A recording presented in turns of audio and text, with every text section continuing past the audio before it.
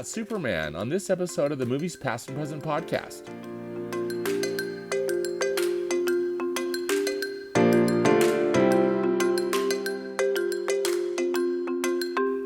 Hello and welcome to the Movies Past and Present podcast. It's July 15th, 2025, and this is episode 134. I'm your host, Stanford Clark, and I'm podcasting from the crossroads of the West in beautiful Salt Lake City, Utah.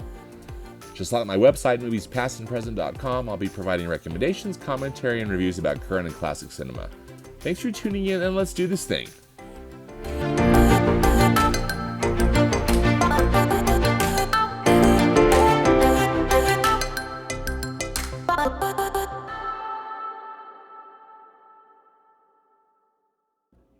And please note, this is a spoiler-full episode. Thanks.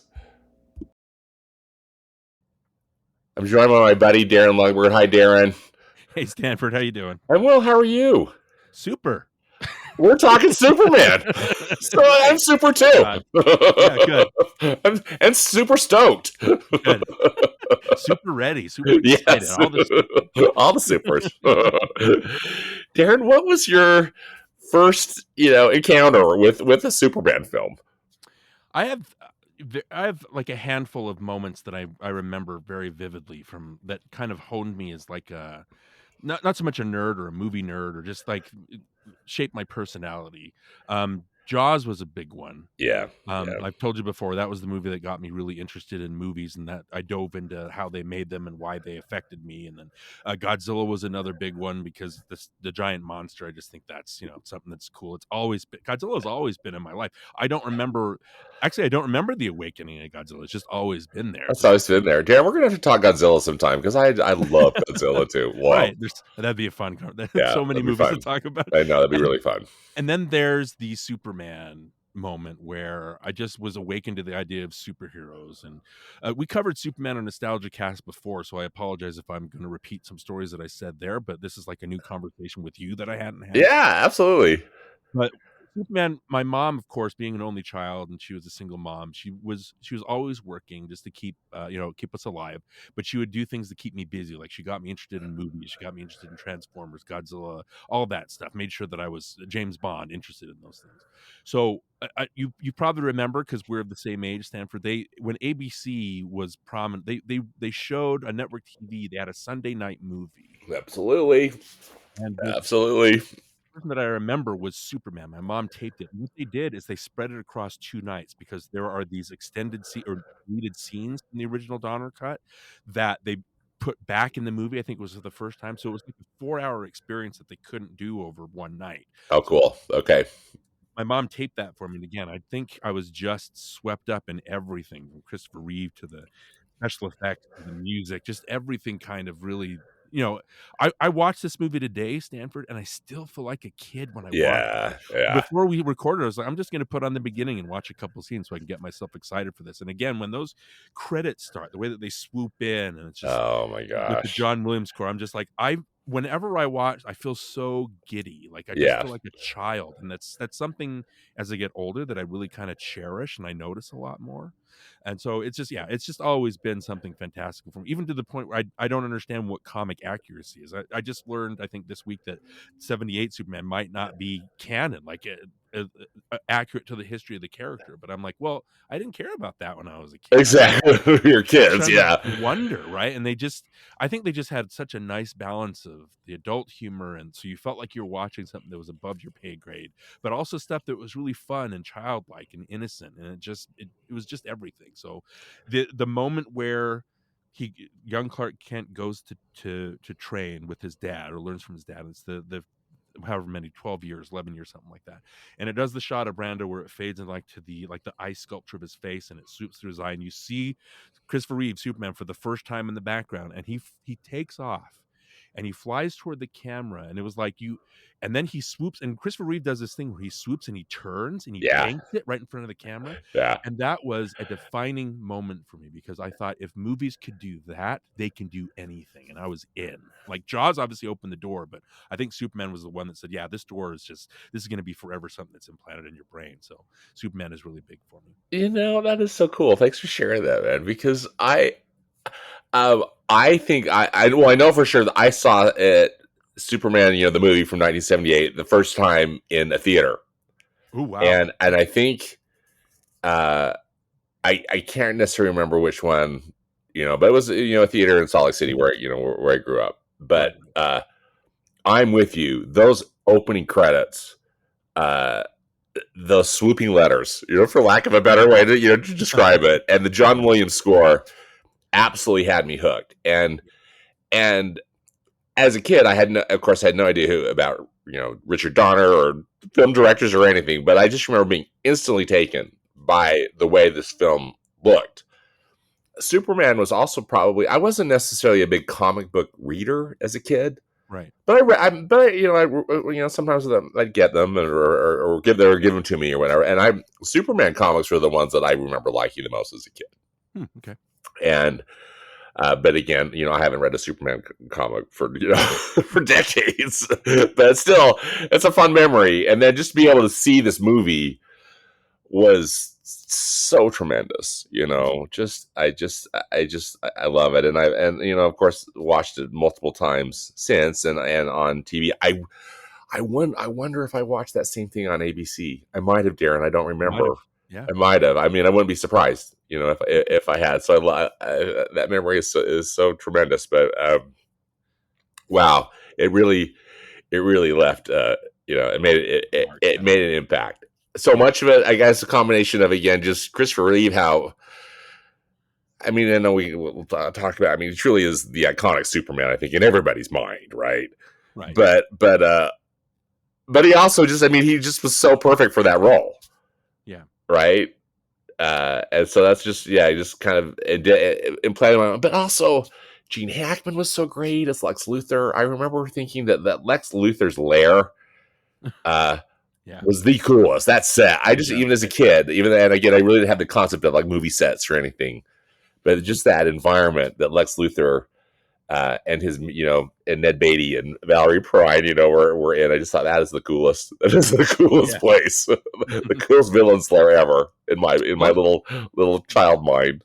It had such a huge budget for the time. I know that like blockbusters, started with The Godfather, then Jaws, and then Star Wars. And by the time Superman rolled around, it was like they could afford, because they knew people would show up for these things, right? So they could afford the giant Metropolis sets, or the giant Underground Lair, or the Daily Planet set. The Daily Planet, and you're right. As a kid, you don't recognize it, but in a way, I think you subconsciously register, wow, this is a world that I'm in, right? This is an actual place that the people are walking around in, as opposed to just a room or something like that. So it feels real. I think Richard Donner used the word verisimilitude as his word, where it's not so much reality, but like a feeling of reality, like an emotional reality. And I think every scene of the movie is filtered through that word, where there's a believability, even when it's a guy like swooping out of the sky and stopping rockets and stuff like that. Yeah.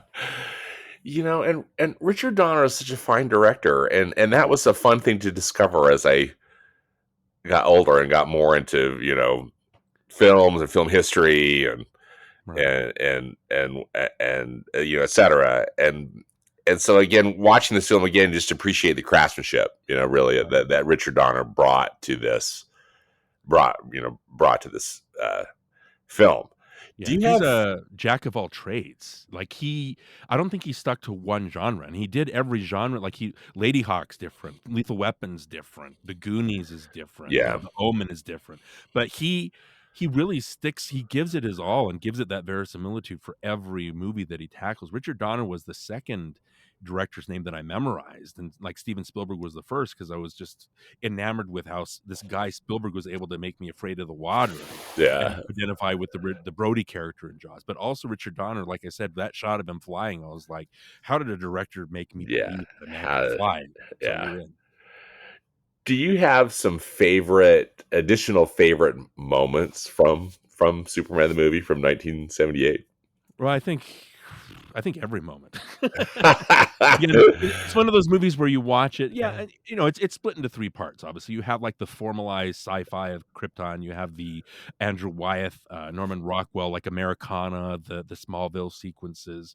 You have and then it turns into a bustling comic book, right, where it's Superman, this elegant figure of hope, kind of centering everybody in Metropolis, right? But out of all those sequences, it's funny. Well, first of all, Brando, The big name, that was so huge having him attached to Having Marlon Brando in this movie, right, was such a big deal. And again, I didn't right. know that as a kid, but No, you learn about it totally. like, holy smokes, it's Marlon Brando. Yeah, oh, that's Jor-El, like, you watch Yeah. Apocalypse Now and you think that's Jor-El, I think that's funny, but anyway. But Marlon Brando's funny. I guess that's maybe my least favorite section because he's got good gravitas and a good aura about him, but, tremendously lazy, like, he didn't memorize his lines, like, he had everything written on cue cards. Which is so funny to learn that, right? They just, yeah. everything everything was on cue cards from Marlon When Brando. you Yeah, yeah. when you learn that, it just becomes again, it's silly. It's like, oh, this all this gravitas, but you're just reading off, which is some people go, oh, he's amazing, but I'm kind of like, Yeah, I think this was clearly it was probably my first introduction to Marlon Brando. As seeing this film, and I remember thinking he was such a cool Jor-El. right. And I still enjoy watching him as Jor-El, but then also kind of in the back of my mind, I'm thinking of the cue cards that are that he's reading. Well, it's weird because the year after this was Apocalypse Now, which I would say is even lazier from an act. Like he showed up like late and he was overweight and like Yeah, Coppola yeah, had to shoot him in a certain way that you couldn't see. But it adds, I think, just the way Coppola shot him and then just made it so powerful. And he was such and the way that they build Kurtz, they build to him as like this right. major character. So yeah, Brando, he's one of the greatest actors. I just think he just got he figured, well, I could basically do anything I want. People are going to pay me whatever I want. Yeah, yeah. Exactly. And also again, just kind of back to the sets uh, discussion. I think that Fortress of Solitude set is just the coolest thing ever, too. I just remember absolutely loving that as a kid. Just that whole concept Right. of that's where Superman gets his learning. Right. And just those cool crystals, and just everything about it I thought was so effective. It just really lit Fun. my little kid brain, on fire. I loved it. Yeah, and that's John Barry, I think, who did Star Wars, worked on Star Wars. Yeah, And they're going to hire the best people. I don't think the crystals are accurate to the original comics. But again, yeah. See, exactly. Just one of those things that you're saying some inaccuracy, or not necessarily inaccuracies, but just some. They went their own direction with some of the stuff, right? but still so iconic that it's used today. You know what I mean? They keep Right, using the same design because it's so iconic. right. So obviously the Krypton stuff, you gotta get that stuff out of the way. Susanna York's great, all that stuff. But I think my first real favorite moment, other than the credits, is when he finally shows up in Smallville, and you get to meet Phyllis Thatcher and Glenn Ford as Ma and Pa Kent, right? And just that whole scene where they're they find him, little baby Superman or whatever, and he raises the truck up, and it builds. The thing that's incredible about this movie that you notice when you compare it to most comic book movies and most blockbusters today is there are so many moments of quiet Yeah, where they will just sit and let a moment resonate, and you're not used to that in movies today. When you have that great scene, obviously, where young Clark, the Jeff East actor, he like runs home and impresses Lana or whatever, and then he has that conversation with his dad where it's just very, his dad, just in one scene between them, you get Glenn Ford talking to him and saying, I don't know why you were here, but I know you're here for a reason. It's not to score touchdowns. You've got to be more responsible. I know that you're destined for great things. And just that, you get such a bond between them. And just right after that, when his heart gives out and he just says that, oh no, and just drops out of frame, and it's so quiet for the longest time. You yeah. feel it. You And feel it. they Yeah, let you feel it. yeah. And then you get a shot of Clark and his mom and Ma in the cemetery, and he says, the land and all those powers, that's very heartbreaking. That's one of the lessons that Superman needs to learn. But then it kind of, the camera moves out, like the Jeffrey Unsworth camera, like he pulls out and you get this huge sweeping shot of like the vista and the hills with the cemetery, and then it continues later when Clark says goodbye to his mom and they're hugging and they're looking off the horizon. It's just this beautiful sweeping shot of just the countryside, and you're like, whoa, it's breathtaking. Yeah, And it's not a set. Like, we talk about Krypton being a set, we talk about Lex Luthor and his lair and the Daily Planet being sets, but that's real actual land, like Americana. And so hmm that's the first moment, I think, where it's like, whoa, like this is a movie. yeah, yeah, exactly. And again, I didn't process that. truly, I mean, I guess I can't say I necessarily understood it as a child, but I felt it. I remember Yeah. feeling that, just there was such great emotion and beauty in that yeah, they just knew it was something great, even to my very uneducated mind. It's Uh, that subconscious registering of stuff. You yeah, don't know why it's great, you just know it's you great. just know that it's great, and this For movie sure. is something special. Yeah. Right, right.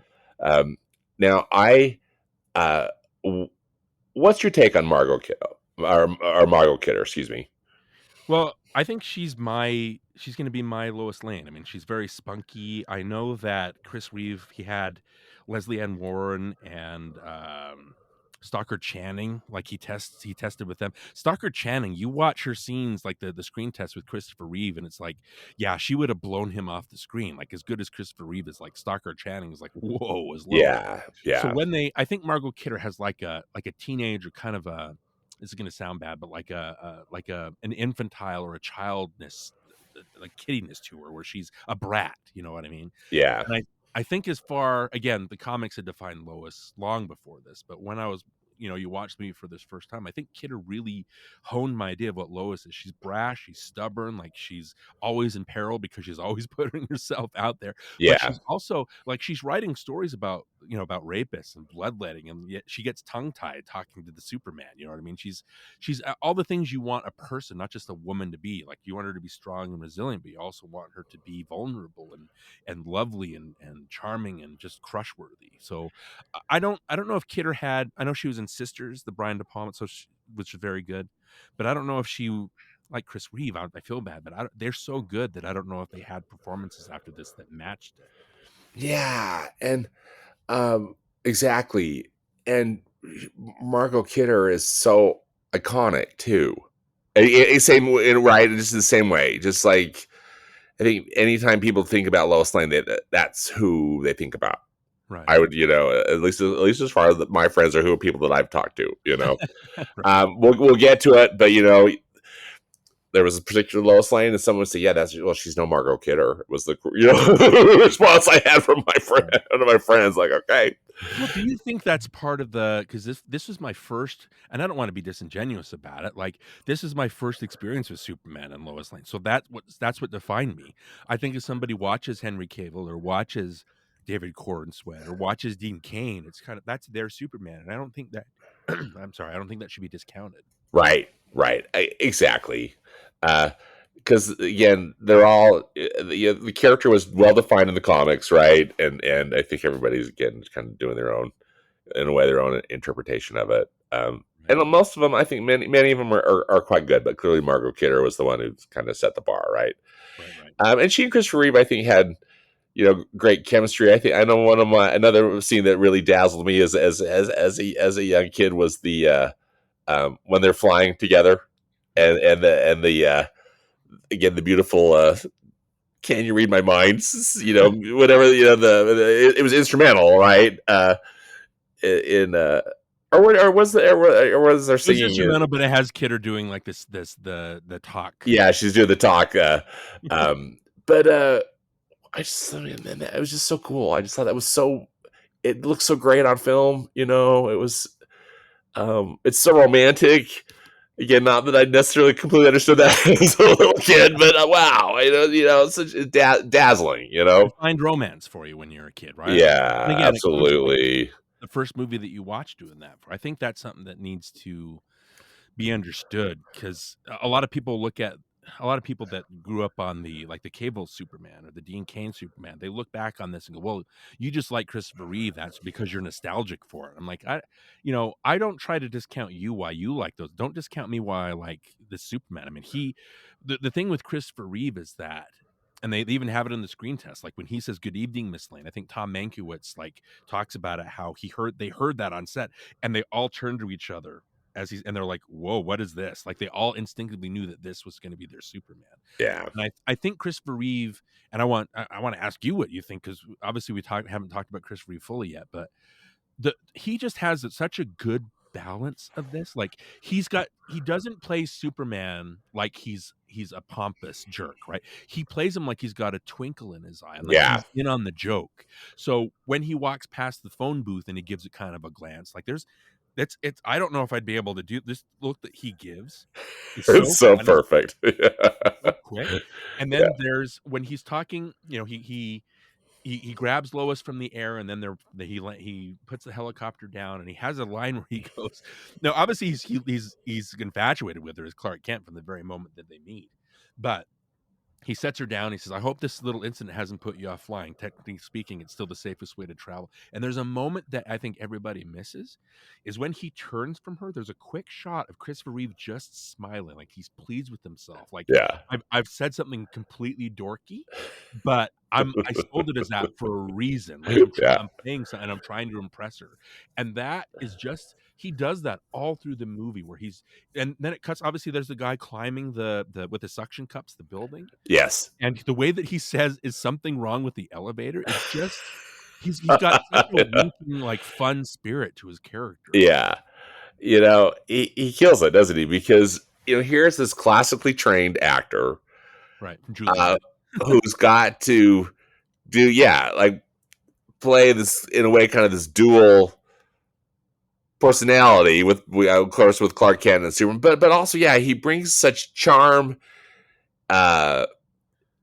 and not necessarily kitsch, but just like you said, those little jokes, and but he nails it, because I think maybe a lesser actor couldn't pull that off. A You hard know? hard balance to pull off. I know Yeah, that they went to Redford, they went to Hoffman, they went to Newman. I think when you cast Superman, you need to cast somebody who's kind of an unknown, because you bring some baggage to an actor where you expect them yeah, to be and that would be hard. Just I can't explain just the way, and it's weird because number one, you watch people react to Christopher Reeve today, and first of all, he's handsome as hell. You know what I mean? right, right. The dark hair, the blue eyes, and even as a happily married heterosexual male, Stanford, I'm looking at him going, "Whoa!" Like, Well, yeah. I mean, and he's tall. He's got this perfect frame, great and smile, I mean, everything about him. he's just. I mean, he's Superman, and also, just kind of like this perfect alpha male, Right. right?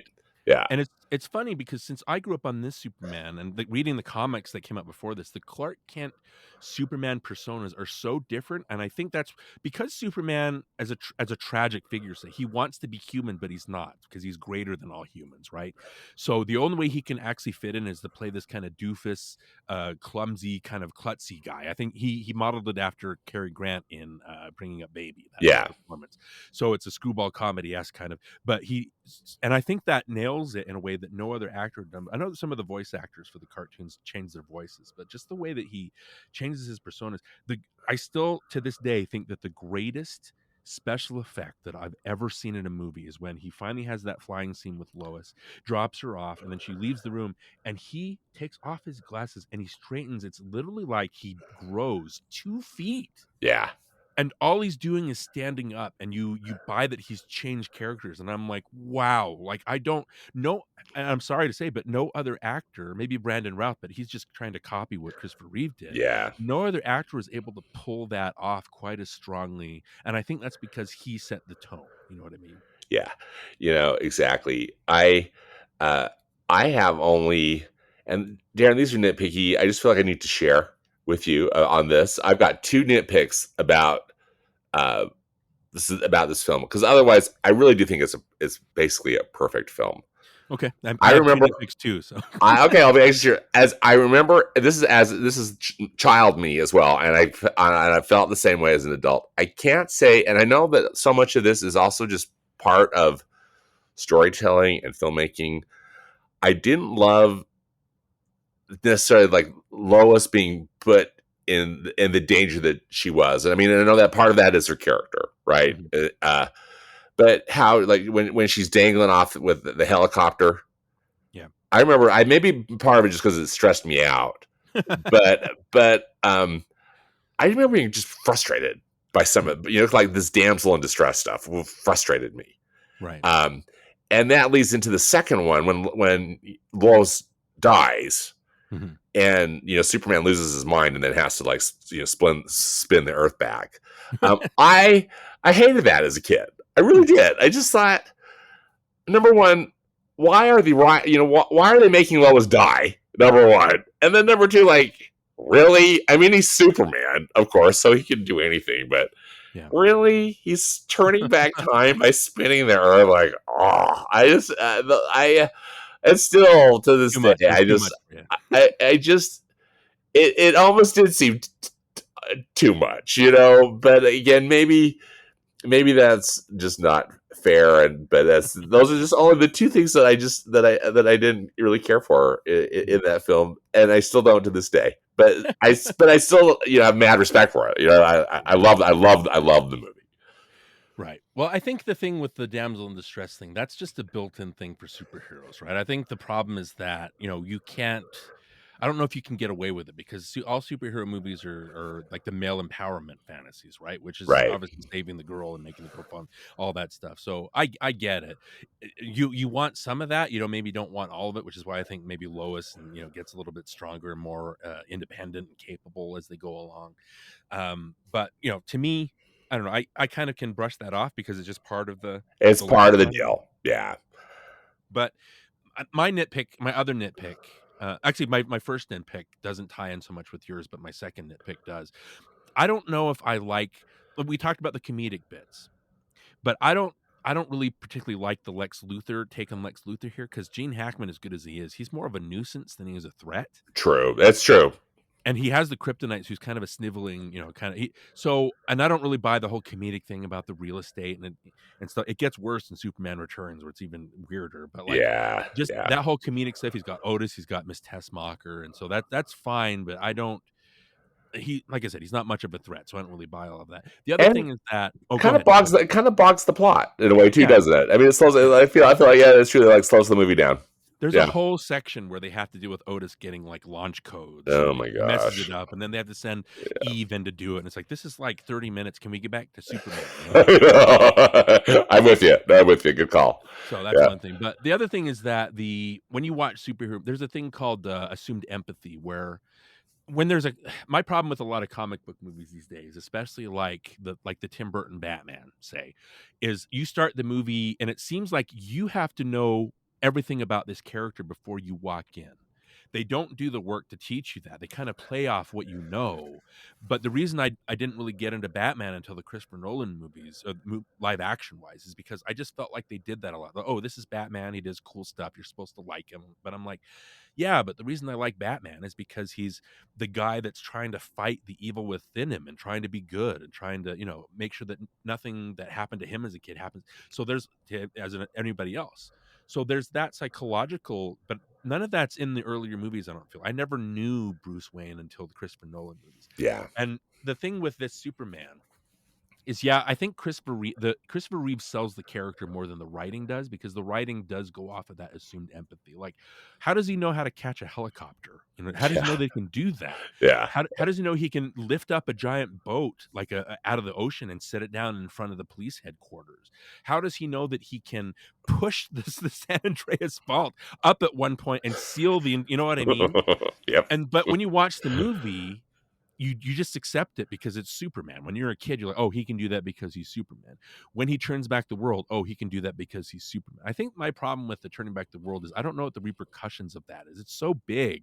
Yeah, there's so many different things there, Right. But again, it could be caused by that. What it comes down to is that quiet. When Lois died, he goes the whole. Here's the argument with Superman these days: is it's not about punching. It's not about who punches the hardest. Superman is the aspirational character. He's the light at the end of the dark tunnel. He's what you want to be. He's the hero you're trying to be, right? And him saving people is intrinsically part of his character, I feel. And so the last half hour, the whole climax of this movie, Stanford, is him saving people. And it's awesome. So even if I have qualms about how he can push the San Andreas Fault back up, I don't care, because he's going to save a school bus full of kids in the next moment, right? Yeah. And I love all that. Yeah. And he does all this, but when he loses Lois, and again, it comes to the point where it's like, I'm saving all these people, but I can't save the person that means the most. And there's just that deafening, horrible scream that he does. Yeah, that scream and just the agony, on his face is so hard to see, But it's after, but he's so good. But he's so good. I mean, it's a tribute to his acting, right? it's just after this giant moment of quiet where they sit with them and it sinks in that he's lost this person, and it's just silent as he's watching her and standing over a dead body, right? And so when he turns back the world, emotionally I buy it. And to me, like as a kid, it's romantic. Like, wow, he's turning back the world for the person that he That he loves, right? loves. Yeah, that's a good So way it's to like, look at it. how did he know he could do that? So again, that's the only other thing is it counts on your assumed empathy for the character and I don't need to know the logistics and the science of how he's able to do that, but there needs to be some other thing in there besides, oh, he's just Superman. I don't know if that makes sense. So there Christopher Reeve made a total of 4 Superman movies, as we know. There was Superman 2 then in 1980, Superman 3 in 1983, and then Superman 4 of the Quest for Peace in 1987. We're not going to go into great detail, just for the sake of time, as we've kind of already discussed. Darren and I've already discussed about this. But Darren, anything you want to say about these 3 additional Christopher Reeve Superman films? I think the problem with them is a mishandling of the character and a mistrust in the people who made the first movie, and it just went as a kid, Superman 2 was the one I liked the most because again, it's like you don't want to see the romance so much as you want to see him fighting people. And I think him fighting Zod and Ursa and Non gives you all that. Yeah. And it has the cool And it stuff. was set up in the first Yeah. movie so Which well, is cool. right? I don't know if there's another movie that sets up its sequel within the first like 10 minutes. No, exactly. There's that great sequence where he turns it. First of all, that has that whole scene in where they're fighting, and it's like again a kid's dream. But there's a moment where Superman realizes that it's a losing battle because they're going to keep hurting the people that he cares about, right? And so he flies off for the greater good. And it has that great scene back at the Fortress of Solitude where he turns the tables on them and saps their powers from it, which I thought was very smart. I thought that was really cool. Yeah. But the thing about the Supermans is obviously Richard Donner was making both at the same time, and because the budget Yeah. and everything schedule went over, they had to focus on the first one. And when they went back and they were, oh, let's make the second one, they fired him and brought in Richard Lester, who had been there on set as kind of a go-between between him and the Salkins. And so, Lester to get that director credit, I think he had to have 70% of it directed, so we had to reshoot a lot of stuff. And a lot of the slapstick that he brings to the movie, like I'm a huge Hard Day's Night fan, Stanford. I love Oh, that I movie. love that movie so much. But yeah, I didn't feel like any of the stuff worked in Yeah. Superman 2. It's different from the Beatles, who are the British icons, the Superman, who's the American. I don't know if there is just, it feels like you're being made fun of, like there's the slapstick doesn't work for it. And then you have, and the love story still works, obviously, but then you have the third one, which is there's no Donner influence at all. And that's where you really feel like Lester, it's a Richard Pryor movie. Richard Pryor, because of that, he had a famous appearance on Johnny Carson where he talked about how much he wanted to be in Superman. And the Salkins and Peter Spengler were like, let's get him into the next Superman. So Superman 3 starts off with Richard Pryor in line at the unemployment office. Yeah. Yeah. And then it cuts to a slapstick scene, which is, I guess, well orchestrated. But like, is this Superman? Like, what's going on? Why is he playing the secondary character? Why is everything so silly? To the point Silly. where there's a part where you see the stop signs, the walk, don't walk signs, where the walk, don't walk symbols climb into each other's area and start beating each other up. And I'm like, what? How far from the original Superman, the verisimilitude, have we gotten from this? You know what I mean? Yeah. And it doesn't, I know we all are scared of the lady that turns into the scary robot at the end, but when you think about it, it's really silly. And Yeah. supercomputers. Where's Lex Luthor? And then finally Superman 4, which oddly enough, I think Superman 3, it looks good. It looks like the others, but it's a cynical movie, it feels like. It feels like the heart is in it. Superman 4, Christopher Reeve spearheaded that. There's heart to Superman 4. But the problem is that Canon, they kept cutting back on the budget, and so he wasn't able to do the stuff he wanted. Stanford, I love the idea because Christopher Reeve went to Tom Mankiewicz when he was making Christopher Reeve was kind of putting the story together for the Quest for Peace. He went to Tom Mankiewicz and told him the story. And Mankiewicz was like, obviously who wrote the first Superman. He told Christopher Reeve, it doesn't make sense because Superman shouldn't involve himself in human affairs like that. But I thought it would have been an interesting story to see Superman make that mistake and then realize that this is too big for me to handle. And so I'm going to pull back and I'm going to just try to be the example. I love that as a story, but that doesn't really come across in Superman 4 because they keep cutting back on it looks cheap and the special effects are just silly. And so I don't know. I just think that it's just a mishandling. You have this great, it's kind of like Jaws too, right? You have this great first movie and then you get people that just don't understand Yeah. what made it work. And you have a studio that doesn't understand, and they want control over it. And so it's just, I don't know, that's the long-winded way of saying that they just lost control of it as a studio. Yeah, such a great summary, Darren. Uh, I just completely agree. I think that the films are so tonally different Yeah. from what made the original great. And not that I want just like a remake, but yeah, I just feel like they lost their way, and it was still great to have Christopher Reeve in the role because he just again looked so great and acts so he's such a great actor. There's never a moment in even the cruddier Supermans where he doesn't sell himself Where as he's Superman. not great, yeah, but holy cow, yeah, the scripts and all the stuff, yeah, I'm with you, the budget cuts and all the different things that just doomed, I think sadly doomed these movies. And I felt, too, that final film, that Quest for Peace, was a sad way to end Christopher Reeve's role, and in that role, because he just was so good, and again, just iconic. So it's a bummer, that way, kind of a bummer. And in a lot of ways, I kind of block them out of my mind and just watch the first one. Right. You know Well, what I mean? I don't need to keep complaining about the others because I have the first one and parts of the second one to adore. Yeah, that I love. Yeah, that are still so great. Well, now we jump ahead, and Warner Brothers decides to revive Superman in 2006. I mean, it's 19 almost years. it's 19 years. Yeah. Bryan Singer, uh, you know, got the directorial duties on this one, and so here we have Superman Returns, starring Brandon Routh as Superman.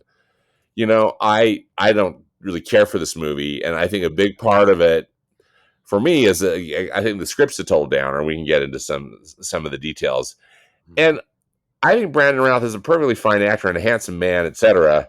But I just felt like that, the reason he got hired is because they were just looking for a Christopher Reeve lookalike. Yeah. In so many ways, and again, nothing against Brandon Routh, but I think that's kind of a bummer, that it wasn't. Anyway, what's your take on Superman Returns?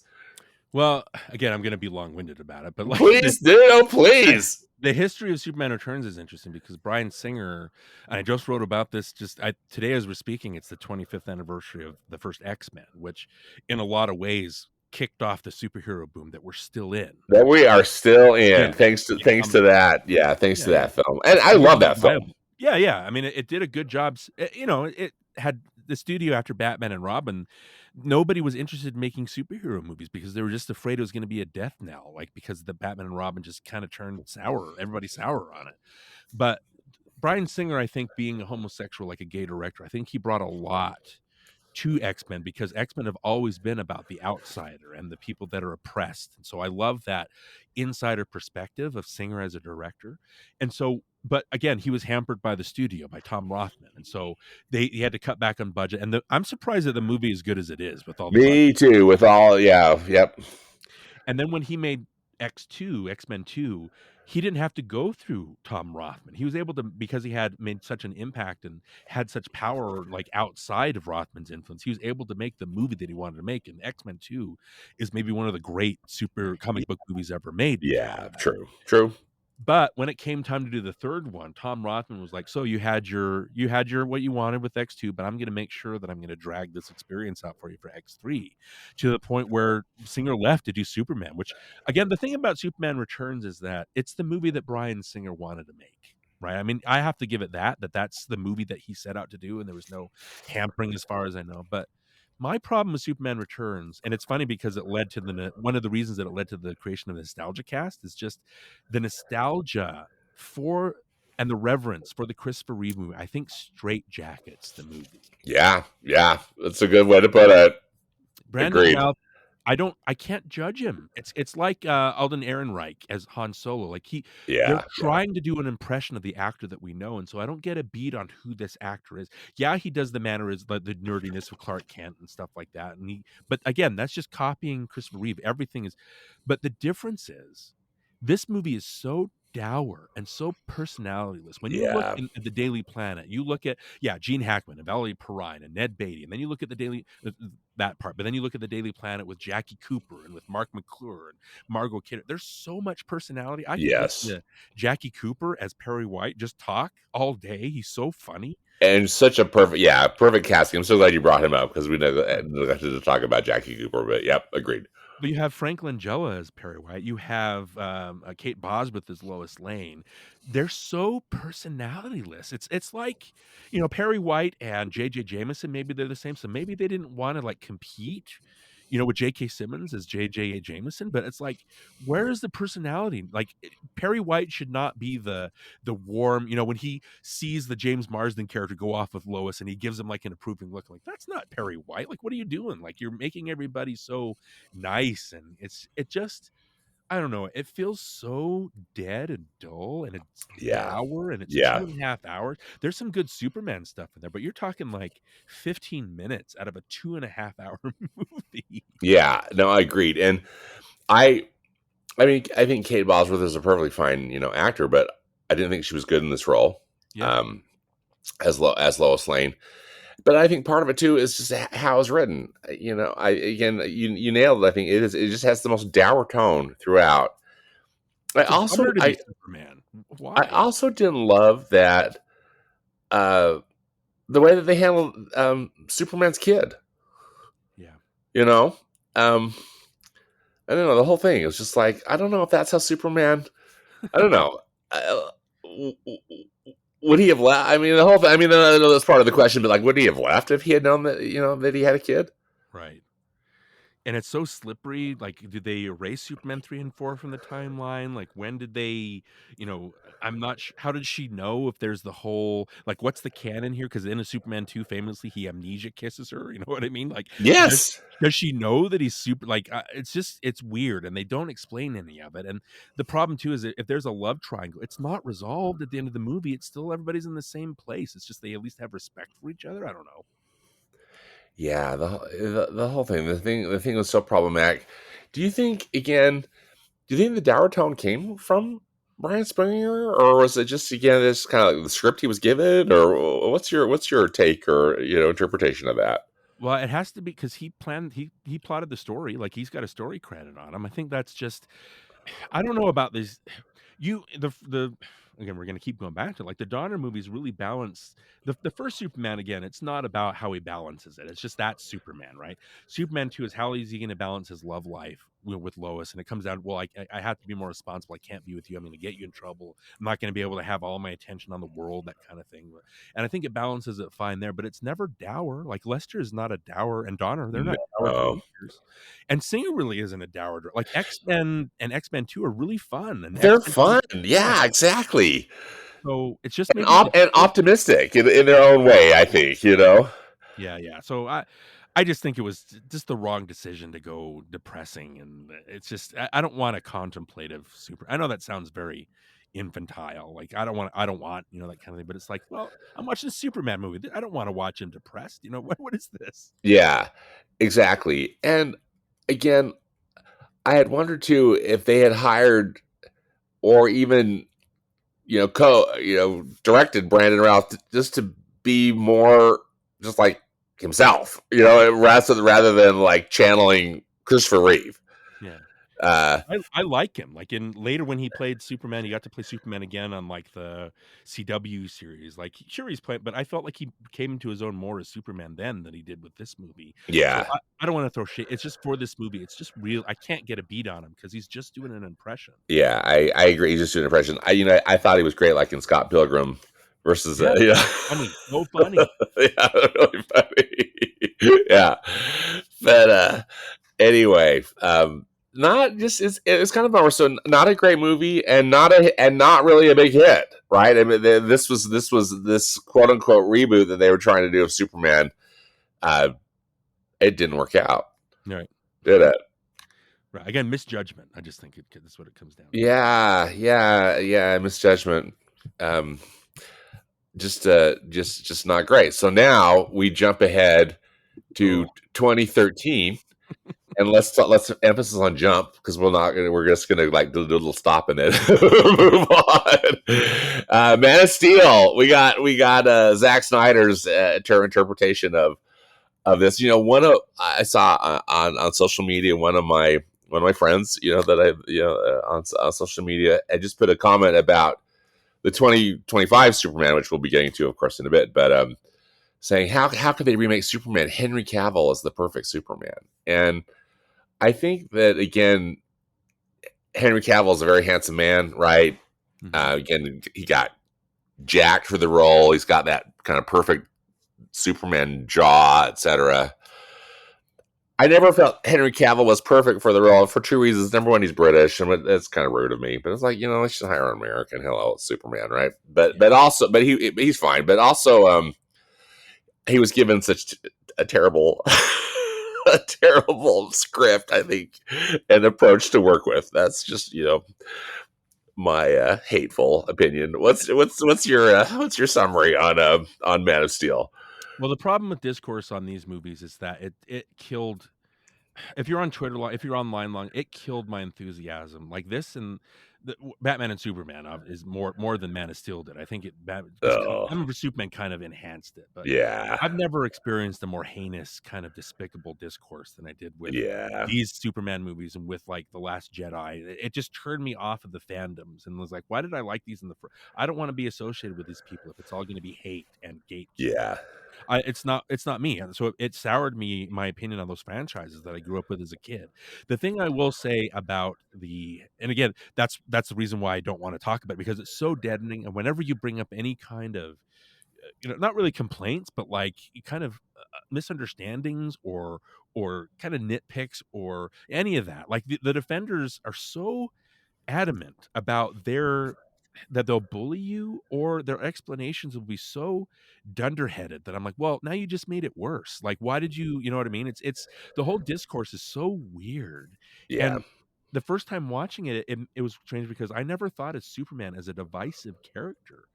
But it started this path of, all of a sudden I realized, oh, people only like a certain aspect of their heroes, of their IPs, right? And they'll stick to those, and there's no room for any kind of nuance around that. And they'll, if you don't agree with them, they'll let you know that they're not happy with you. And so it's deadening whenever you bring this up, because they'll always fight in a way that's like, first of all, I'm not telling you that you shouldn't like these movies. Like, they're very well made, like they've got their budget, but I just don't like them. And when you say that, they take it as like a personal affront. Yeah, it's hard. In fact, frankly, it's just impossible. There's just no no dialogue, no civility about any of it. It's horrible. And again, I'm not helping because I just dislike this movie so much. I mean, I should just throw in one of the other. Again, I thought Henry Cavill did a perfectly fine job. And again, he's a very handsome man, but I just didn't really like him in the role. And also, I really hated that final battle with Zod and how Superman was just so full of rage and he just basically destroyed the whole city. And I know that fits into the whole Batman v Superman narrative, but I just didn't know that at the time, like, right, and it felt so unlike, like, even just to the Superman that I loved as a kid, is in the comics. It's just like, no, this is Superman. He wouldn't do that. But that's, again, just me. I know that's one of the big things that everybody's arguing about online, and I'm with you. I don't want to play, but when I talk Man of Steel, I include it with Batman versus. I think they're basically the same movie. It's all. And the other couple things I'll say. Number one, Henry Cavill can be very charismatic. If you've seen Man from U.N.C.L.E., I think he's awesome. He's absolutely fantastic in Man from U.N.C.L.E. And he's fantastic. The accent that he has is so fun listening. When he's in Mission Impossible, I'm kind of in awe of him, because with that mustache, he looks like my biological father. I loved him in Mission Impossible. Yeah, and so I'm just so kind of like, fantastic. And he's, again, very charismatic. I just think that Man of Steel and Batman v Superman, the whole point is they're not people, they're caricatures, they're archetypes, they're symbols, and that's how they talk. Nobody talks like a human being. They're all like, even in Batman v Superman, when you have like the romance, you have Amy Adams, who's my favorite actress. Like I would say, she has nothing to do. I love Amy Adams, and I agree that you just gave her absolutely nothing to do. It's So you horrible. you even have that scene in the bathtub, which I'm not complaining about, mind you, but they don't what do they talk about when they're in that scene? They're talking about the politics and the meaning of everything. They're not connecting as people, and I'm like, but that's all the movies are. It's all about making a statement, and there's no room for any kind of human connection. It's just all this is the point. I don't know. I'm very turned off by that. I'm also turned off by the fact that they're so one note. Like Batman and Superman, the characters are both played at the same level. They're both these brutish, kind of brutal, I'm going to do whatever I want to achieve my goals kind of thing. And then Lex Luthor in the movie ties in with that. And so it's like, well, all three of the characters have the same tonal, and Yeah. it's so punishing when you watch it because it's just the same note played over and over and over again for Man of Steel 2 hours 20 minutes, and then Batman v Superman, depending on which version you watch, 2 hours and 40 minutes to 3 hours. It's a lot. It's a lot to sit through. Yeah. And just as a final note, like when I was working for Coke, like I could listen to music, and I'm such a nerd, Stanford, that I sometimes I put movies on my phone because I have them memorized and I can just Yeah. imagine them as I No, work. I love it. And one I day, support that wholeheartedly, yeah, my friend. it's nerdy, but whatever No, I gets get you it. through. I'm with you. But I put Batman v Superman on there, and I listened to it, and I was really just depressed and like angry and bitter for the whole day. And I couldn't figure it out until I got to the end. I was like, oh, it's this movie that's putting me in such a bad mood. And it's not just that it's 3 hours, because I also have Lord of the Rings, Fellowship of the Ring on there, and that's 3 hours. But Yeah. that's such a fantastic experience, and it's fun, and Yeah. it's Right. scary, and It's it's funny, exciting and yeah. and just the I don't know, just Emotional. Yeah. the one note over and over and over again. It's just sad that the Joss Whedon version of Justice League, that series was so hampered that they had to bring back and erase Cable's mustache, and it looks so bad. But there's moments in that Joss Whedon Justice League where I feel, oh, there's the Superman that I know. Right. When he's racing with the Flash, or when Batman is talking about, oh, he's a better man than I'm like, why is this movie that's awful, and it's not well made like the Snyder movies are, but why is it getting the character Superman better?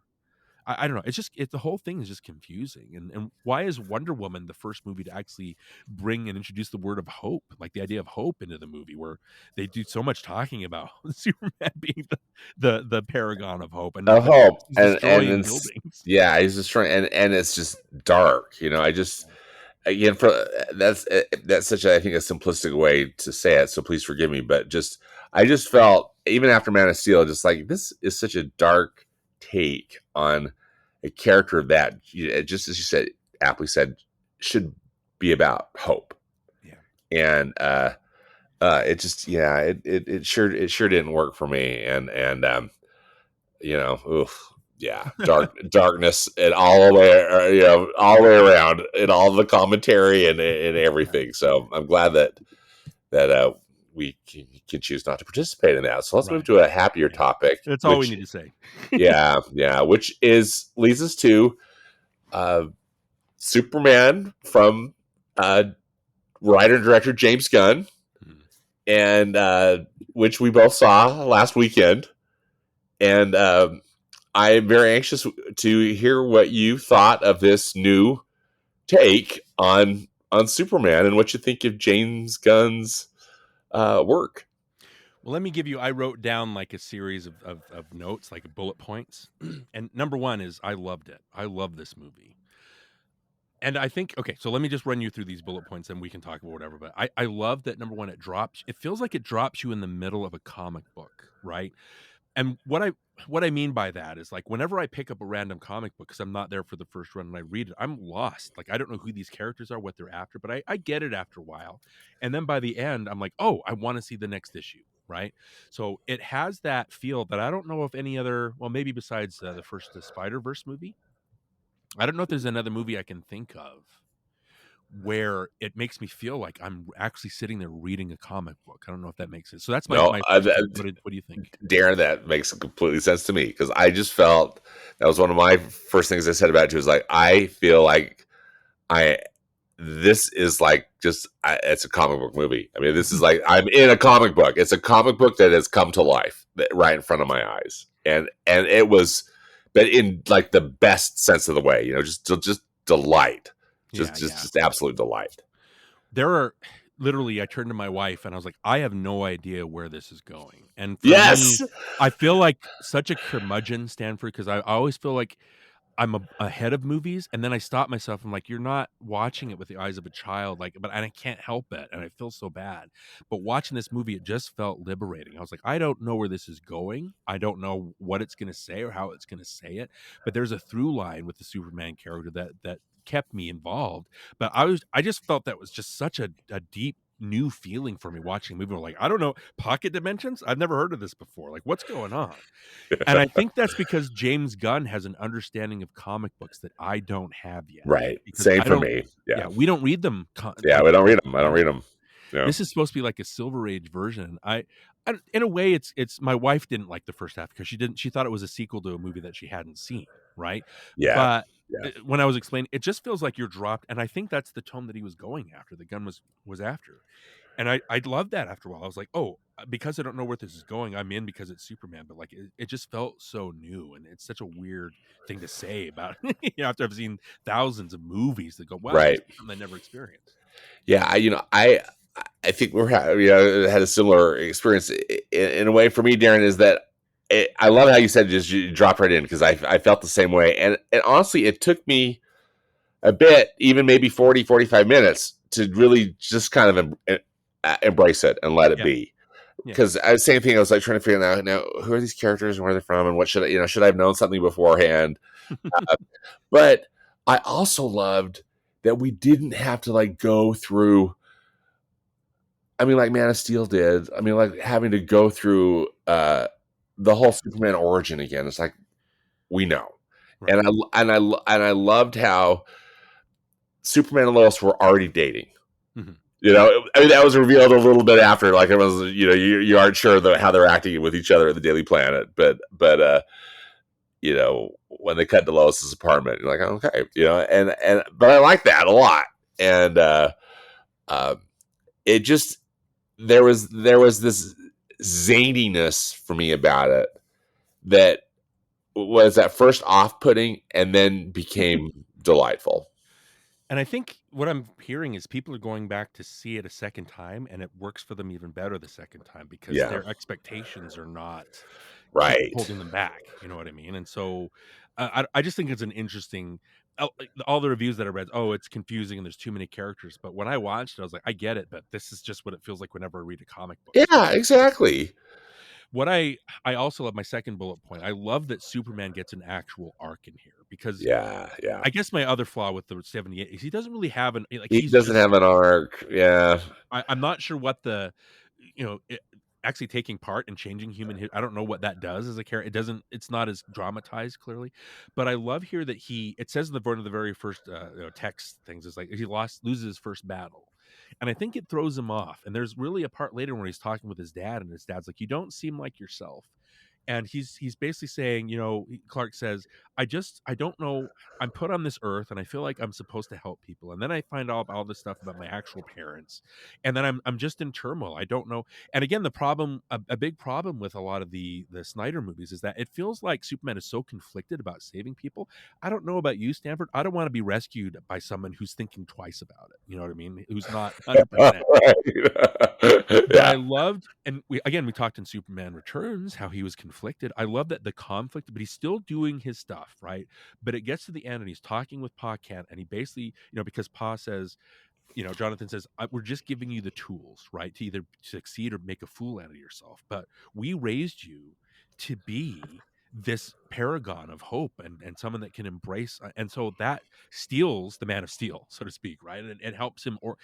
And people complain because Superman keeps losing all the battles, but I think that's because he's just conflicted.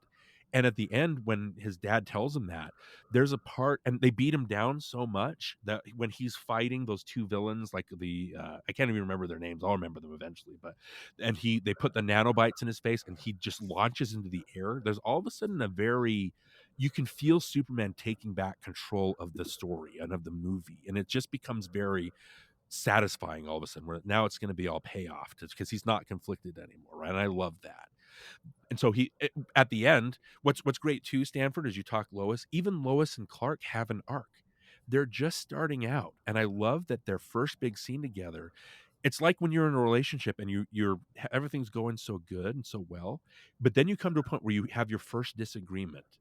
And is that going to be the breaking point, or is that going to make you stronger? And I love that they hit upon that. And Lois is like, well, I was going to break up with him. I just felt like it wasn't working. Right. But she gets to know him. She sees him at his Smallville home. Like she takes part in getting Lex arrested, that kind of thing. So, and at the end, when they come back together, he's like, I think I'm ready to give you the actual interview. And they're committed to each other. Right. And even the action is a payoff because Superman finally takes charge, but then he takes charge of the relationship too, and she takes part in the relationship. I love that there's an arc to the character, but also to their relationship. Just very good writing. Yeah, I was so impressed with the writing, and again, I wasn't sure about it, and at the beginning of the first portion of the film, but then it all started coming together, and then I just was, and by the end of it, I was just, it came together in such a satisfying way for me that Right. I just was just so tremendously impressed. I love what you're saying about the character arcs, Darren, because I feel that that's one of the things that makes, I think, the film work as well as it does. Yeah. And one of the many things that I liked about it is I just can't say enough positive stuff about the casting. Yeah. I think that David Corenswet, and again, I think attribute a lot, frankly, to James Gunn too, nails it as Superman, because he's playing Superman, but he's not, he's not channeling Christopher Reeve in any way. I didn't think. Right. What did you think about that? It's just as how David played this part. Well, we'll get to my maybe one drawback of the movie, but my problem is that Christopher Reeve made such an indelible impression, and Ralph didn't help. Dean Cain as Superman is interesting because I felt like he played the character the same. There was no difference between Clark and Superman in my mind. And Man of Steel, Cable didn't get to play that fun side of Clark because, again, he's a symbol and they're trying to make a statement. And so when you watch people that only grew up on Lois and Clark and Smallville, when you watch them see Superman 78 for the first time, they're like taken aback that why is he two different characters? Why is he playing like somebody else? And so it's weird that they've latched onto some later characters instead of and they talk again about comic accuracy, that kind of stuff. But all these actors, I always just remembered Christopher Reeve. Like it never erased that memory for me. And I think the difference here, it's not because maybe the writing was weak in all those other Superman movies we talked about. Maybe that's definite. The writing was weak, but as far as the Superman character goes, I think the writing is so good in here. And I think Corenswet, he's a Superman in a different way. He embodies the Superman of the comics that I know, but it's different from Christopher Reeve. Yeah, he does the Clark stuff, and you can see that, but he's just so vulnerable for the whole movie. And I think that has a lot to do with the writing, that he's just kept down and he's just a step behind for the whole movie. And so that's why it becomes more satisfying when he's able to kind of take back the narrative. But I don't know. I just thought Corenswet, like, he's very handsome, obviously. I think he nails the golly gee Willikers kind of dialogue. Nothing makes me laugh like what the hey, dude? Like when he's talking to the I love that. Superman is supposed to be goofy. When he's doing that interview with Lois and he gets mad and he's trying to turn it off, he's like, where's the button? What button? Like he doesn't know because he doesn't look at that stuff, right? There's a scene later, and again, this is my next bullet point. I love that the stuff in Metropolis, like they're under attack so often that there's a scene where Superman comes in where there's an intergalactic or interdimensional imp that's fighting out, and he just comes in like all kind of jaded. And at first you're like, why aren't you fighting? And then Lois is talking to him. He's, well, the Justice Gang is out there. They can and there's this whole scene scene where they're having this heart to heart about their relationship while you see this giant bulb going, and you hear these boing, boing, boing, Yeah, boing, and like the Green Lantern's baseball bat and all this giant baseball bat. It's so funny. But during that scene, there's it's the punk rock thing, right? It's like Lois makes fun. You think everybody is great and beautiful. It's like, well, maybe that's the new punk rock. Yeah. And when he goes, well, I'm punk rock. Like, I like this band. I like the Mighty Crabjoys. And Lois goes, the Mighty Crabjoys suck. And there's a look on his face that if you're a nerd, I know that face by heart because you're putting yourself out there. I know. And somebody crushes it. Somebody's crushing it. And he goes, well, some people like him. And I'm like, oh my gosh, he nails there's an aspect that nerdiness, that kind of vulnerability that I don't really think Christopher Reeve got. So basically my whole thing is that he made me forget about Christopher Reeve. Obviously, my main problem with it is that it has the Superman theme, which just makes me think of Christopher Reeve when I don't want that. I want the John Williams theme. I want a different Superman. So that's my one drawback. It's like, I don't need to be reminded of this when I'm having such a fun time getting to know him. Yeah, that's a good as point. a new character. Yeah. I have a schoolboy crush on Rachel Brosnahan. I'm just throwing it out there. She is so elegant, and I just loved her in this role. And I also thought that she and David Cornswet had really terrific, for lack of a better word, just chemistry. And that I just felt. I mean, I never felt like with Henry Cavill, and because I'm with you, I adore Amy Adams. She's just one of my favorite actresses. But I never felt like that was a real connection, that they had in the Man of Steel film, and as well as Kate Bosworth, and Brandon Routh. It was just kind of like, what? Like, you two like each other, you had a baby. It's like, what? So that was really refreshing for to have that, and also I really liked that that Lois Lane never really got put in. I mean, she was in all these dangerous situations, but it was never a woman in peril. Right. You know what I mean? Like hanging off of a helicopter. And for me, that just really worked. And maybe, again, that I'm sure it's probably, intentional and just knowing that it probably would work better with today's audiences, et cetera. But I just thought, I mean, she was perfectly Lois Lane, but also like she's flying a spaceship. She's like, okay, I can do this. She's not what she's doing, but she just she just does it. She just goes for it, and for me it worked because initially I was thinking, oh, this is so stupid, but then I was like, no, this is fantastic. I love it. It's the comic book tone, like her flying around the yes, like that's what she would do in the comics. Like it's yes. You have the Pocket Universe stuff, which again I thought was strange, but I just thought it was so funny. Like you see monkeys typing away at computers. Like I was like, number one, is that a jab at the Snyder people that are trying? You know what I mean? I think it is. But also, I know monkeys. I think the Wonder Twins had a monkey or whatever. So that seemed very. Oh, this is the tone they're going for. I get it. I accept this. Like it makes total sense, right? So I like the. I love that Jimmy Olsen was such like a reluctant lady. I thought that was such a funny running gag. I did too. And there's literally shots where he sees women staring at him. He's like what's what? Like. I thought that was so funny. The Skylar Gisondo is so charming, a charming take, and like I thought, and again, they didn't. It's not a lot from the dude, but it was enough to make him, kind of have an impact. I love that the Justice Gang are so corporatized to the point that they feel like they're just like starting up a business, like. You probably have buildings like this where you live, Stanford, but near where we are, when you go from our house and get to the freeway, there's a string. They built this string of business buildings that are like warehouses, and they've been standing empty for like 2 years, just waiting for businesses to move in.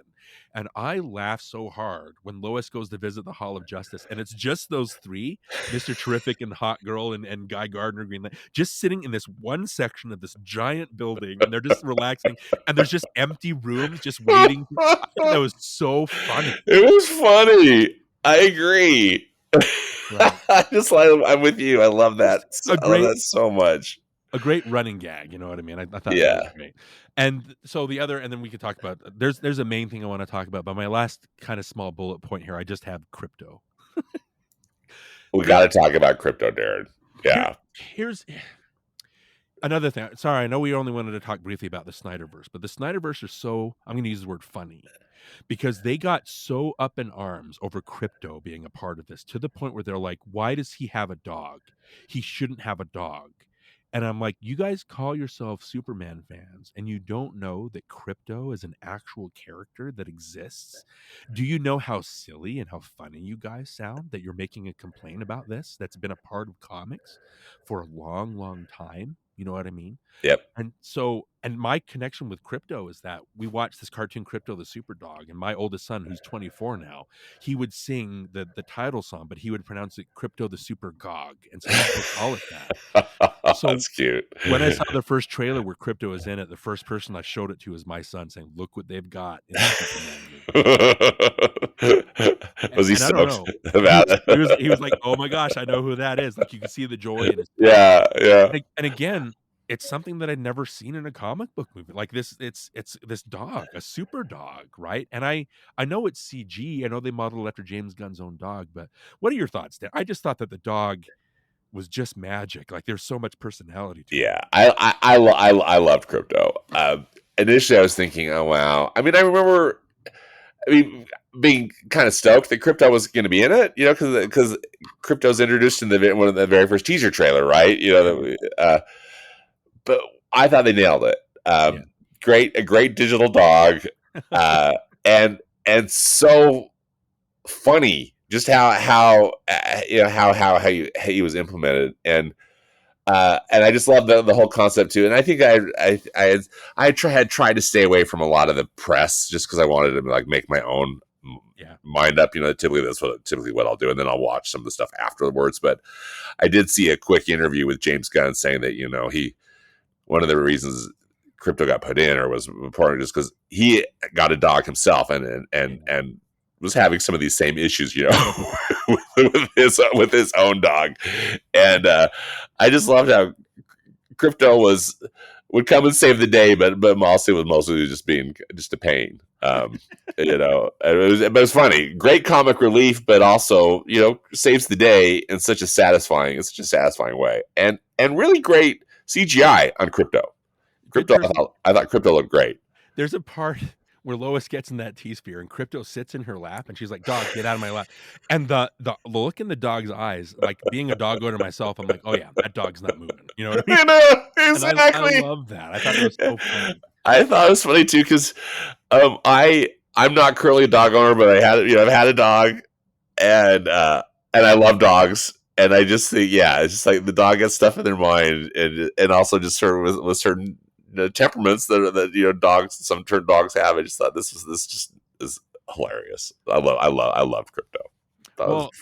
That's the thing too, is a dog humanizes you. A dog is someone to admire. Like there's something about loving a dog and seeing a dog react to you in a loving way that sells you on a character. It's like the save the cat kind of idea, right? Right. But I love that it's, you know, Superman has that line where he's like, well, he's been, you know, after he's been kidnapped by Lex Luthor, and he's like, you know, there's a dog out there. He's a bad dog. But he's scared, and like he doesn't know where he is. And the way that he's able to make Crypto and turn him into a weapon at the end, you know, like get the toy, that kind of, I just thought that was very charming. It was so charming, and it just worked. It worked so great. And I'm so glad you brought up the humanizing part, because that's something I wanted to talk with you about. Because again, I'm with you. I don't want to talk about Man of Steel, but I'm going back there briefly. Like, Superman never is. I don't feel ever as humanized in that, you know, in those films. Whereas in this one, that's all he is.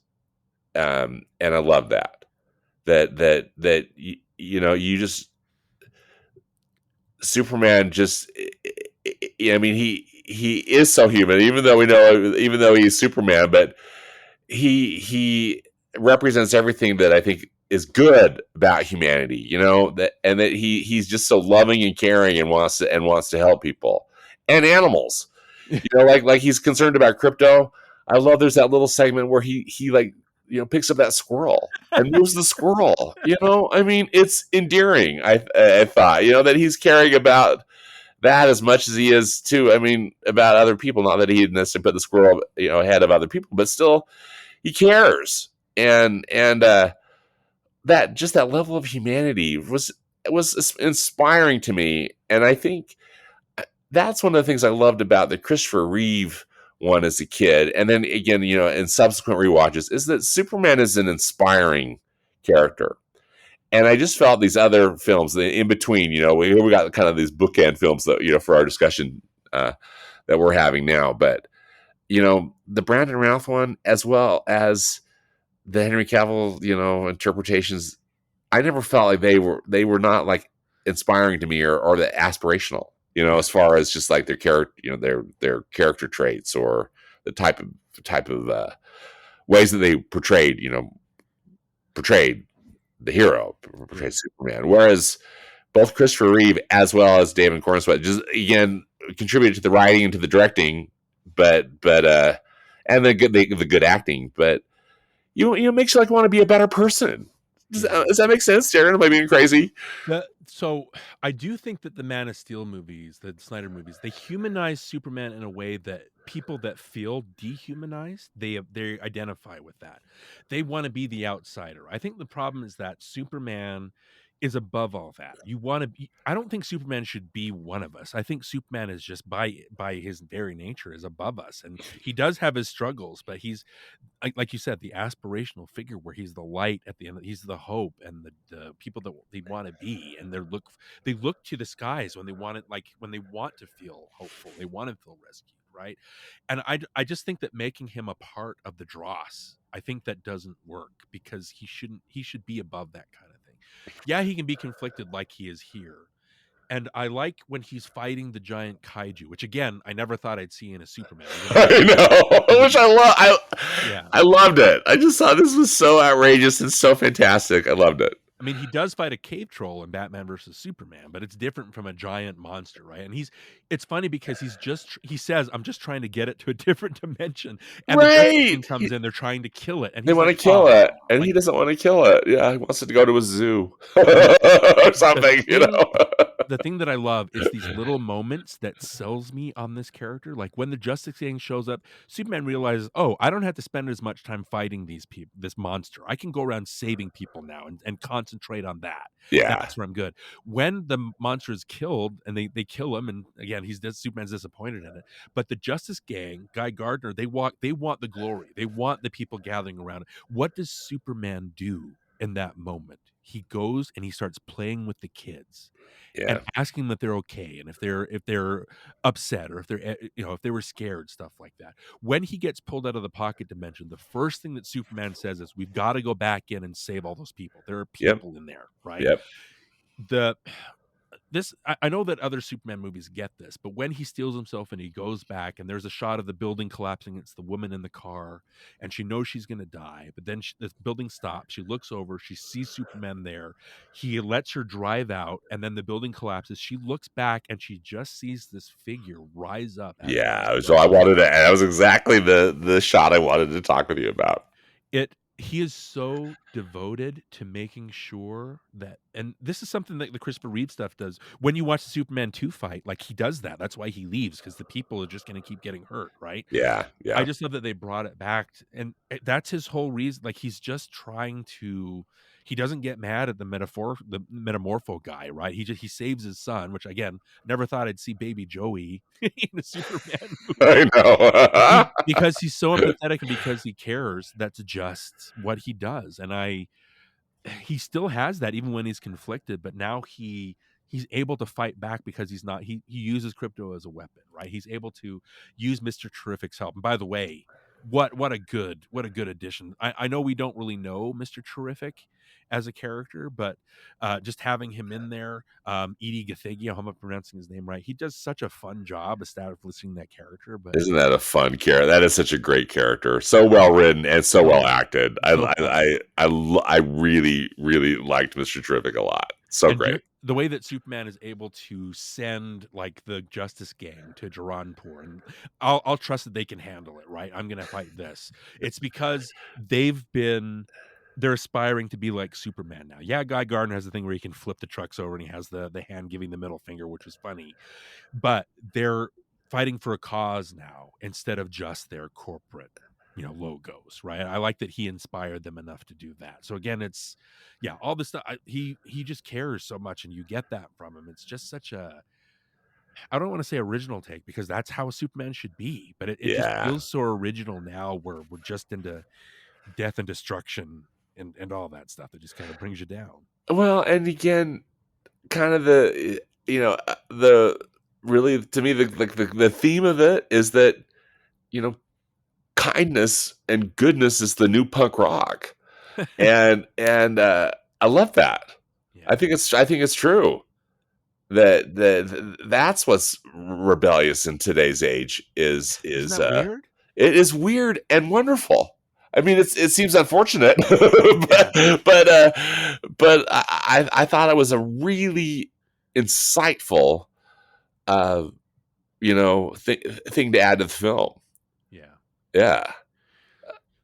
So the last thing I wanted to basically, I think I'm taking the kids to see it this weekend, so I'm gonna love to see. Oh, good! You're gonna see it again. Okay, I'm very anxious to see it again myself. To see how we feel about it the second, even though I loved it this time. But the thing that really got, and it didn't get me as much as, say, Guardians of the Galaxy 2 did. The thing with James Gunn too is him understanding comic books. Is I had no idea who the Guardians of the Galaxy were when he made that first movie in 2014. And because James Gunn is so invested in character and so invested in theme, the Guardians of the Galaxy became my favorite characters in the MCU. I did not know who Rocket Raccoon was. I didn't know there was a talking tree, but the fact that he's able to instill all those characters with such hope and life and dreams and all that stuff just was amazing to me. And I think I've talked about this before. The thing with Guardians of the Galaxy 2 is that it's all about family. It's all about parentage, right? And so growing up, as my dad died when I was 2, and I always just had him as the paragon of somebody that I was aspiring to be, right? Be like your great dad who basically brought you into this world and all that stuff. And he was just like you. He was an actor. He was very funny. And so there's just something that I had to kind of live up to. My mom married my stepdad in 1989, and I always called him Jerry because he was my stepdad. He wasn't my real dad, my biological father, right? So in Guardians of the Galaxy 2, you get to that part again. It's got the whole thing with Ego that comes in, and Yondu's like the one that kind of raised Peter Quill, right? And it's the end when Peter realizes that Ego isn't his father's a monster. Like it wasn't, and my real dad, my biological father, wasn't a monster, but he just it gets to that part where Yondu says, he may have been your daddy, but he wasn't your father, right? And you kind of flash back to Peter learning how to shoot guns and learning how to do all these things with Yondu. And watching the movie, I realized that Yondu, my stepdad, was the one that taught me to fish. He's the one that played catch with me for the first time. He's the one that taught me to drive, who to ride a bike. And that movie destroyed me because of that realization. And from that movie on, I'd stopped calling him Jerry. I called him Dad, You because he's called him literally Dad. my dad, right? Yeah. I don't know. There's never been another comic book movie that made me flat out sob, I called my dad right after, and I was just talking to him like, I'm going to call you Dad from now on because I realize all this stuff. And it changed me as a person. It sounds weird to talk about a movie about a talking raccoon and a giant planet, who's a character, right? Yeah. So that movie means a lot. But what I thought it didn't get me as much here, but it has the same idea where Superman, and the big twist is he has this message from his parents, and they're all about, do good. And then he finds out that there's a separate side that he never heard about. Destroy everything, take the planet for yourself. And that's what sets him on his conflict, right? And when he talks to Jonathan Kent and he's like, it doesn't matter like what you're not evil. Like that's not what you're doing. It's what we did. Like we raised you to be and that's why you are who you are. Right. And the robots, which I love that there's Superman robots in here. I love the Superman robots too. Yeah. Alan Tudyk, kills it. And the other voices. Yeah. But at the beginning, when he comes home, the robots are like, let's play his parents' message because that soothes him. Right. That soothes them. Yeah. And then that part where he's talking to Pruitt Taylor Vince, it got me emotional. Didn't destroy me because I'd already had that life change, right? But I love that they brought that up. And then it ends with he goes back and the robot says, "You want to play the the video from his parents, like, oh yeah, he loves that, and they play the home movies They're home of movies with the Jonathan Ken, and with Martha. Pon Yeah, Mog, yeah, with the Kens, and that I love that too. I think that scene that you've so perfectly talked about with where Pa Kent's telling Clark or telling Superman that you know the choices, it's all about the choices that you make, and you're making the right choices, kid. Like, this is what we taught you, and you're doing it. You're killing it, right? You're doing great. And then just to show that's what he's watching, those home right. videos of his parents on Earth. That was a As the perfect, sunlight engulfs him, right? It's just right. It was beautiful. It was a perfect touch. And I just think a brilliant and a meaningful way to end that film. Yeah, yeah. So loved it. I love that it brought that kind of personal. Again, not as strong, but it was great that that's in there, and Superman comes to that same realization, and that's what he does. Yeah, it's just great. It captures the Superman that I hadn't felt or seen in a long time. Yeah, well, and I appreciate you sharing that personal story with us too, Darren. That's really beautiful and meaningful. And kudos to James Gunn. I think honestly, I want to give a real shout out to James Gunn because I think he had that's a big task that he had Yeah, to do this. I mean, here we've talked about kind of now these four iterations, right? Or I mean, you're joking, calling them like eras, of Superman, and I thought he really delivered on this one. I really really enjoyed this film. I just found it to be smart, zany, crazy, delightful, fun. Just a great summer movie and a great way to relaunch the character. yeah. For lack of a better for lack of a better term. I hate that. I mean, it's a franchise and all this stuff, but I mean, it is, right. But I don't know. I feel very optimistic about the way the approach that he took with Superman. Again, this beloved character. I Yeah, just hope that the word of mouth really cares because it seems like audiences are. You've got stories of fathers taking their kids, and the kids just soaking it all in. I hope that people go to see this again and again because that's something that's missing in movies. I think people just are one and done with a lot of movies. I yeah. hope this movie gives them the feeling of what fun is like and what hope is like. Now, Darren, I hesitate to bring this up because I don't want to necessarily bring us into negative space, but uh, I know I've heard some criticism in that is saying, well, it you know it wasn't Christopher Reeve Superman, Hmm. and my response is, yeah, and isn't that the point? Right. It's not it's not trying to be a remake. It's really trying to be its own thing. But in a way, too, I felt like it was more comic booky than any of the other ones that have ever been. What's your take on that? Well, nobody's going to be Christopher Reeve. You know what I mean? Yeah, It's always yeah, going to be an indelible part. But again, I'm open to other experiences, right? And I think this was great that, like I said, I forgot all about Christopher Reeve while I was watching it. And it's only in retrospect that you kind of compare because you have to. I mean, the Eve Tessmacher character plays the same role, really. She right. basically helps Superman get beat Lex in a way. It's more, Yep. it's more through Jimmy that kind of, but it's kind of the same idea. But it's the same idea, right? It's very much the same concept. Yeah. I think, and we talked about this off air. Is like the John Williams theme. I think is what ties all this together. Well, I And want yes. Thank you. I'm glad you brought that because that was my next question. Yeah. yeah, I push back because I don't want to hear John Williams again because this is a new suit. I don't want to be reminded. I think that they play it enough that it becomes a part of the fabric and not necessarily the main theme.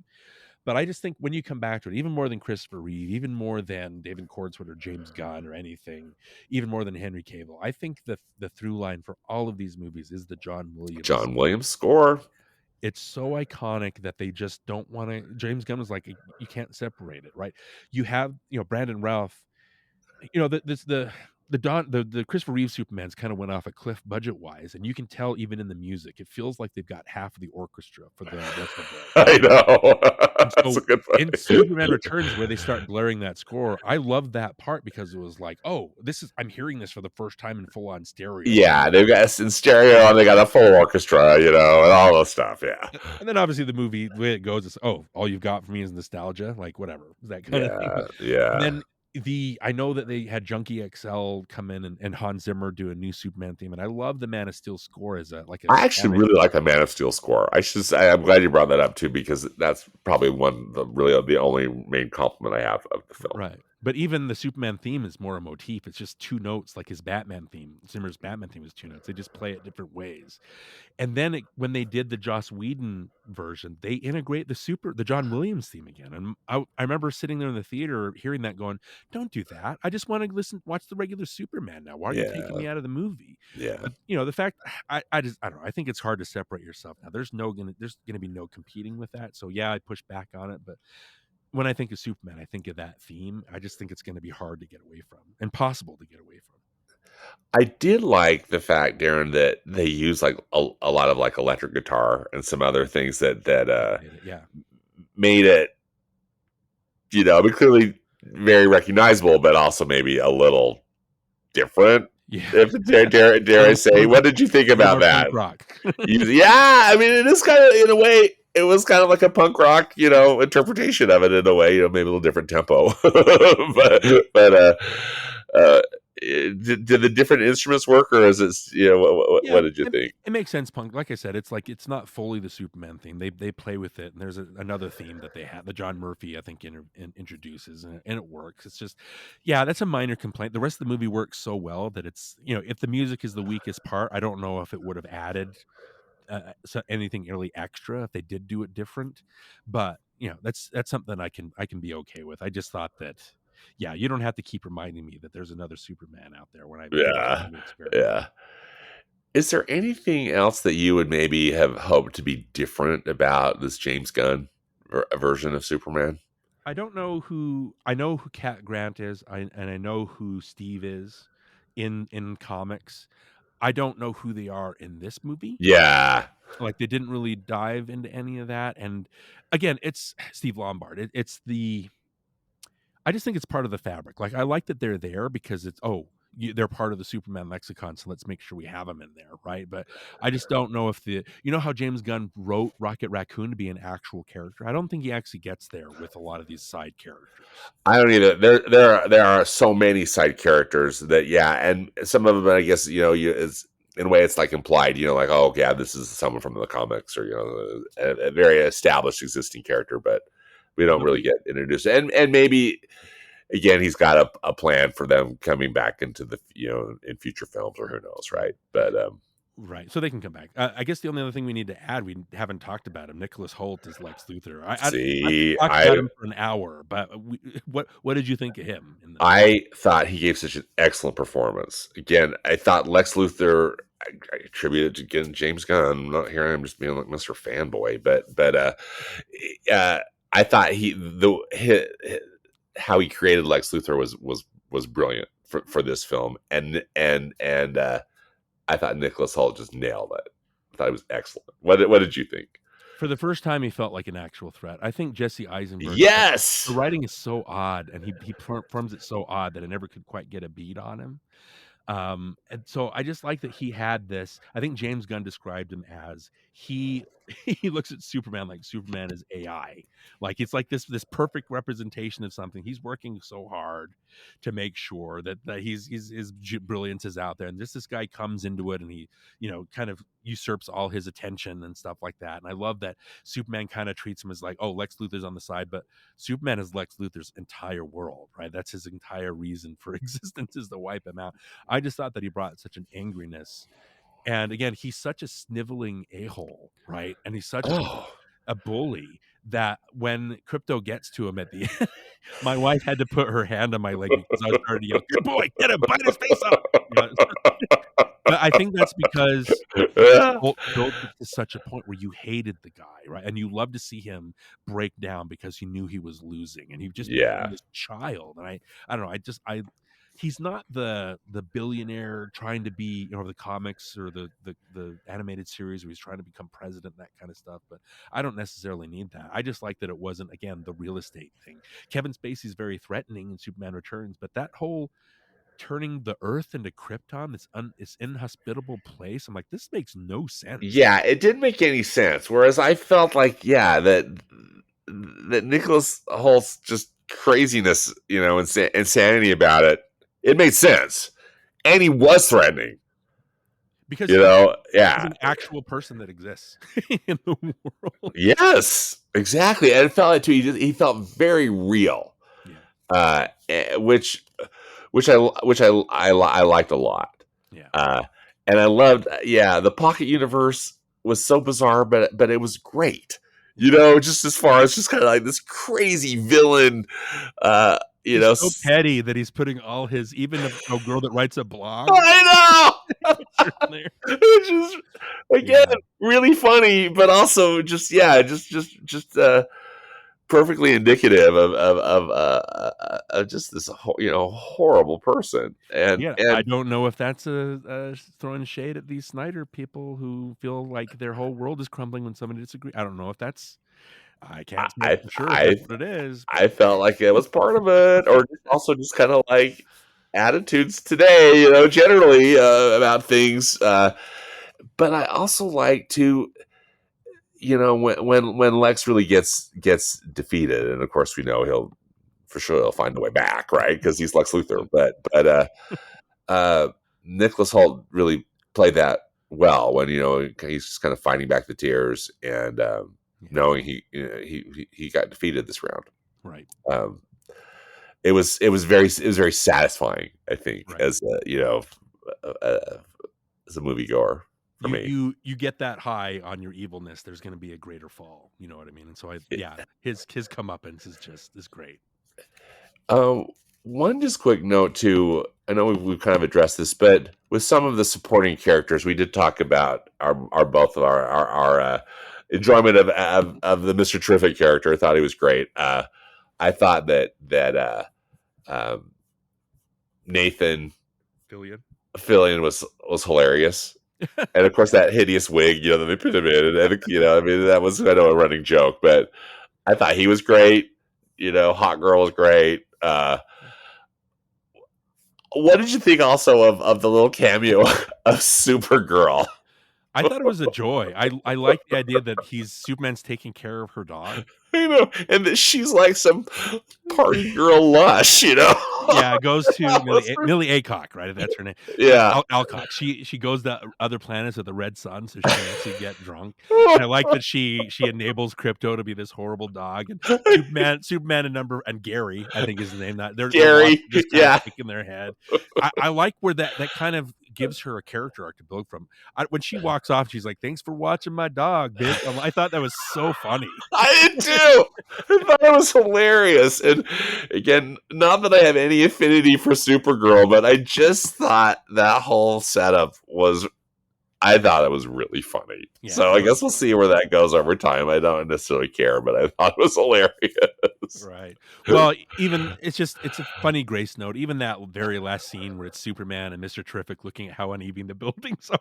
And Superman just mentioned, and he literally walks off and kicks like a rock, like he's mad. And Superman's like, darn it, I can be such a jerk sometimes. I just thought that was so very Superman. Yes. What a laugh to go out on. It's like, yeah, I just saw a Superman movie, guys. It was great. I agree. It was a perfect way to end it. And again, just this movie had such an excellent tone for me, Darren.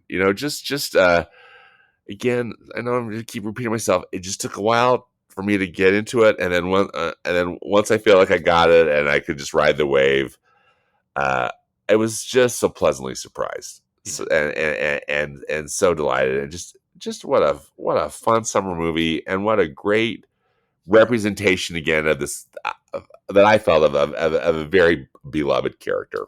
Right. Again, I'm going back. Sorry, one final little statement, because again, I didn't feel this way after watching Man of Steel. I remember leaving Man of Steel, and I just felt like blank and dark and icky. Yeah. And then watching this, just felt, wow, this was uplifting. This was fun. And this really captured, I think, the essence for me of how I remember and love this character as a kid. Exactly. Yep. It gave me, well, like I said, it gave me a new feeling. Like I knew Superman, but this is a Superman in a different way because he's involved in a world that I hadn't experienced before. I just thought it was, it's hard. None of it, I don't know if it makes sense. None of it's new, Stanford, just the way that it's presented is new in a way. I get, crypto's new. So yeah, there's a lot of new stuff in here that I hadn't seen before and I wasn't expecting, but it's still a Superman movie at the end of the day. Yeah. And it's just kind of perfectly normal that there's some crazy thing out in the sky, and that other superheroes are fighting, and you can just have a deep conversation with someone. That's what it's all about. That's what it's all about. The Justice Gang. We'll take it.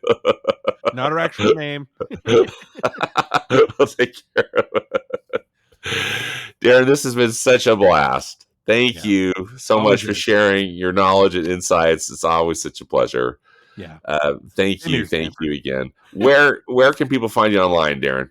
Okay, again, we're just a Nostalgia Cast or Back to Bluey or the podcast that I run. You can find me on Twitter at DW Lundberg or on Blue Sky at dwlundberg.bsky.social. I think that's anyway, just look for DW Lundberg. I'm also on Facebook just occasionally just trying to, pimp my wares, pimp my podcast, things like that. But yeah, just look for DW Lundberg and wherever you can, and I'll be there, and I'm happy to interact with you.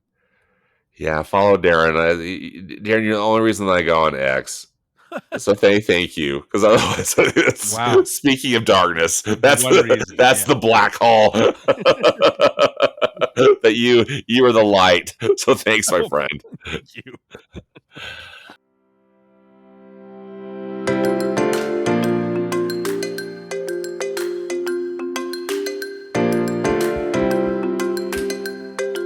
Well, that does it for this episode of the Movies Past and Present podcast. Thanks to Darren Lundberg again for joining me. Subscribe to the podcast where you listen to podcasts, and follow me on Instagram. I'm at moviespap, as in past and present. As always, I hope you will enjoy some good movies this week, whether they be from the past or the present. Thanks again for listening, and until next time, be safe out there and dedicate yourself to the truth.